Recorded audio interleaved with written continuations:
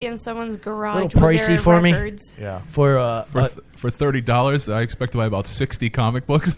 yeah. Yeah. I mean, you could arrive at a conspiracy theory here, whereby when a given collector amasses a certain amount of stuff related to a performer, and the price of all that said merchandise is deep enough in the toilet, something is going to happen to that performer very shortly, because we need to bring these prices up quickly and fast.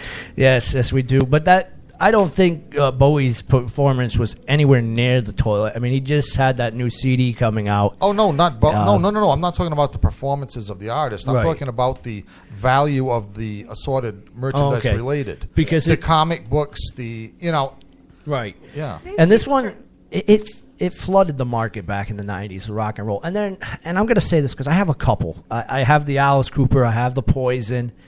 They're not really that good of reads. I mean, they're cool to have and put in a collector and put on your wall and say, yes, I have the official one and only Led Zeppelin comic book, or yes, I have the official one and only, Aerosmith comic book. But they suck. Yeah. The writings that are in it, the art in it, the cover art to the book, really cool, really trippy. Right. But the inside artwork, that happens a lot. Yeah. Kind of disappointing. Speaking of disappointing, I don't know.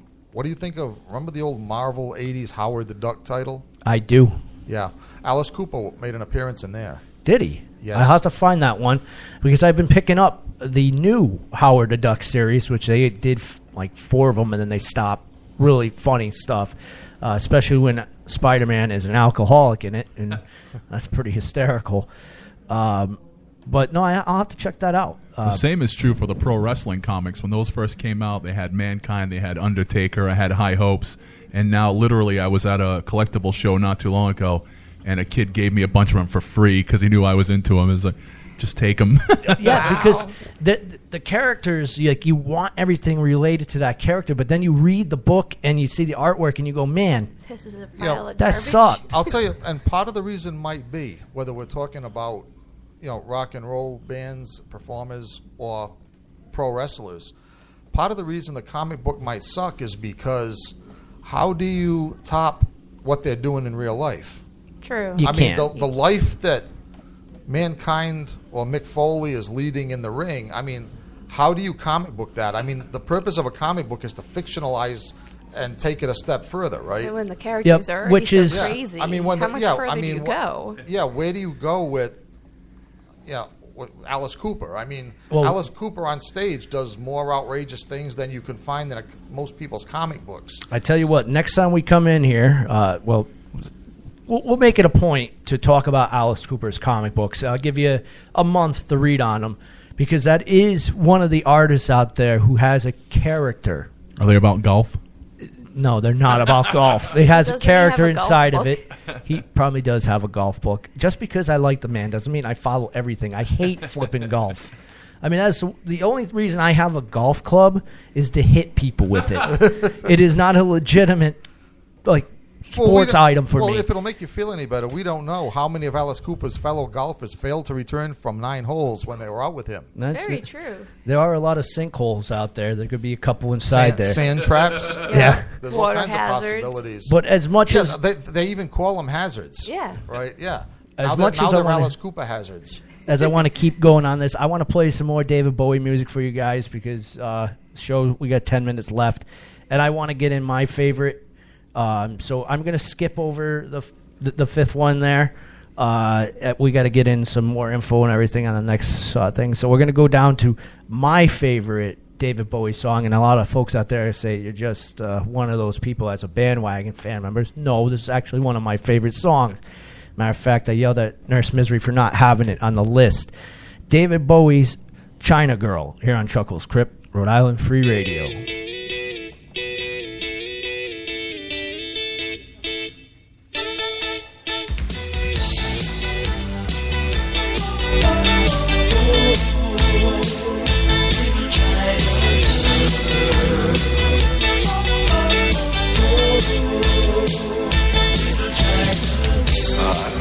Escape this feeling with my China girl.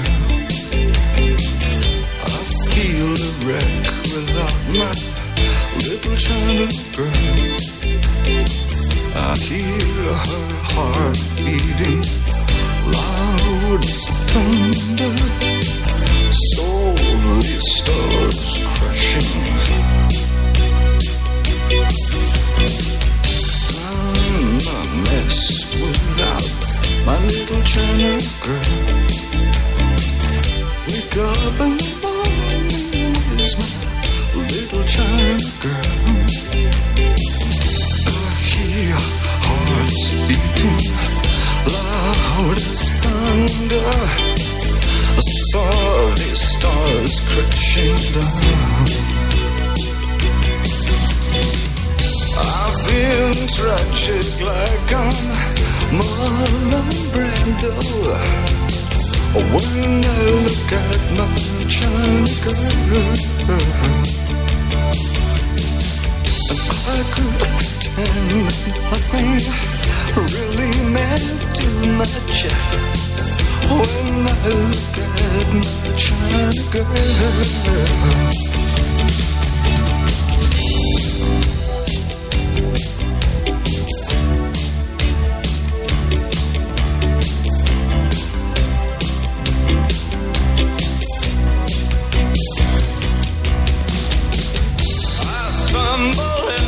Town, just like a sacred cow.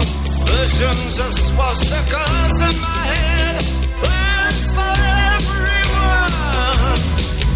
It's in the way of my eyes.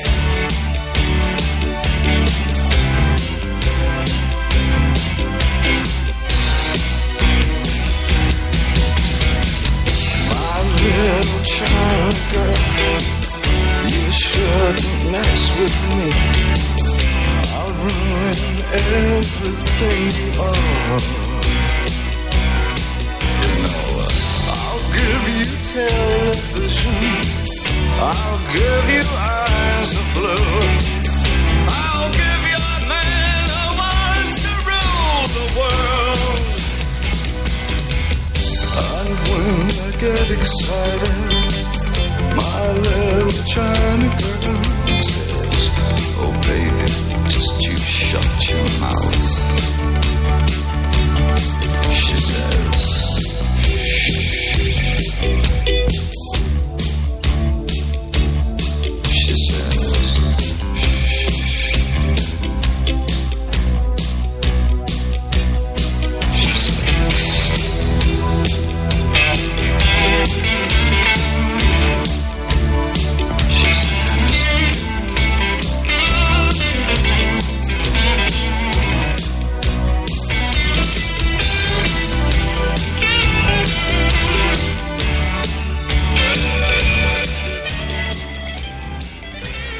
David Bowie, a sad passing, if you guys didn't know already. You are listening to Chuckles Crypt, Rhode Island Free Radio, age 69. What a rock star number to die at. Yeah, I mean, let's look at it that way. He wasn't the only one that died at 69 recently either. Well, Lemmy died at 70 even, right? Yep, 70 easy. Yeah. Wasn't Alan Rickman 69? Alan Rickman just passed away, and of course, the ever so popular Angus. You know him as Boy. Yeah, but it's when it comes to, let's say, David Bowie and Lemmy, and I'm not sure. I mean, granted they're not going to be here anymore, but I'm not sure how sad that is. I mean, think about it. I mean, 69 years old, 70 years old, the life that David Bowie led and that Lemmy led. Some people can't live that in 10 lifetimes. Yeah, I'll take that all day long. Yeah. The only reason I look at it as sad is there'll be no new music coming from it. That's exactly what I said. The fact they won't be here, yeah. And just to think about 70 years old, I'm 34, and I'm trying to walk around here without dropping dead. But can you... And we brought this up before. There are no rockers out there that are coming and being able to replace these guys. There is nobody that is able to set in these guys' shoes and last this many decades and still pump out hits and sell out arenas. Alice Cooper alone doesn't need the flippin' market. All he does is word of mouth, and you find out, boom, right away, that arena is sold out. Yeah, and he'll even be an opening act for someone else. He doesn't care. And we've seen this before, and rest his soul in peace. We went to go see Dio a long time ago, Heaven and Hell. The people showed up to see Alice Cooper, and when Dio came on stage, they got up and left. It was probably a big mistake having Cooper open, being such a big name. Well, it sounded on paper like a good idea, but the fact of the matter is those are two different performers with two different audiences. Yeah, and it's really, really a hardcore audience, Alice Cooper. And Dio, great, great musician, rest his soul. I still say this, I've always wanted to see, and we'll never get to see it now, the 3 Black Sabbath singers do a lineup together and play each one of their hits. I always wanted to see that as a kid. Not going to happen now. Just like I've always wanted to see David Bowie. It's one of those artists where I was like, he's going to come around sometime. He's going to come around sometime, and boom. Well, that's like a kiss of death with me. It's like whenever actually this has happened more than once in my life. When somebody comes around and I just don't feel like going, I say I'll see him next time. That just happened to me with B.B. King this past year. There you go. Yeah, that's happened to me several times. Talk about a legend that lived a lifestyle. Yeah. I mean, everybody gives rock and roll legends. They say, oh, they lived the life of a rock and roll star. Try living the life of a blues and jazz musician. B.B. King was born in what he grew up in a building that had 3 walls and literally a dirt floor. He was literally dirt floor poor. And he gave us some of the best songs out there. And I'll say that one more time before we wrap out. There are no rock and roll artists, or let's put it out this way: there's no one in that genre coming up to replace. All right, Chuckles, let me interrupt you. I'll for once, before we start my show, when I can go back to character, for once I'll be the voice of optimism here. I understand what you're saying, and I want to agree with it, but all I'll say in contradiction is that if that person... Don't you say Kiss. No, I'm not... They're too old Kiss to is be in up their and 60s. coming. They're not up and coming. Yeah. No. My point is that if somebody is up and coming, we don't recognize it yet. You know what I'm saying? The next big... Maybe they just haven't hit that startup Right. yet. The next big person to fill shoes, we won't recognize until later on. Yeah. It'll be, okay, here's where they started, but we're not going to see it if it's in the process. I hope so, because we need some folks to start pumping out some songs out there to fill the arenas, to get people's butts away from the televisions and back to the arenas and radios where they belong. Not that watching the Chuckles Laugh show is a bad thing. But that's only a half an hour of your day. Yeah. Maybe Chuckles will have to go to stand-up comedy to fill these arenas. Fill that void. I did hear with that protesters. I did hear that a band that we all know and love, YMC, will be making a comeback. Yes, I They saw could be that filling too the arenas. online, that they're going to be getting back together. So they raided the... I got to get them down here. If this is the case, I got to get them down here before they retire again. Literally. Yeah. So I have to Before get them down they here. retire. Yeah, Now- retire to prison if they... Stay tuned, because the next Chuckles Crypt, when we come up, we are going to talk about...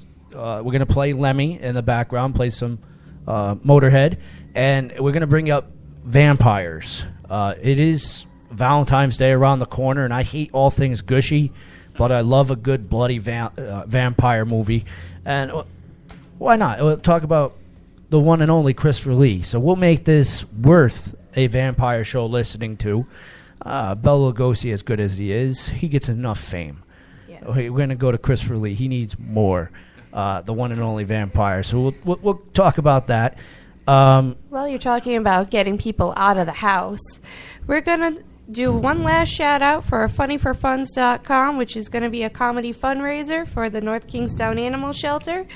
And that will be January 22nd at the Quinessa Country Club. Doors open at 7. Tickets are $20. Contact Kayla Robinson at 401-632-6766 for tickets. I can't believe someone volunteered to have their telephone number written over the is air on this program. It is on the flyer. Yeah. She was kind enough to contact us to ask us to promote their event. It's on the flyer. Get used to hearing heavy breathing. It is on the website. All right, Nurse so Mystery. Let's wrap things up with another David Bowie song before the Haunted Cabaret comes up. And it's off his new album as well. The last song on it. We call this The Lazarus.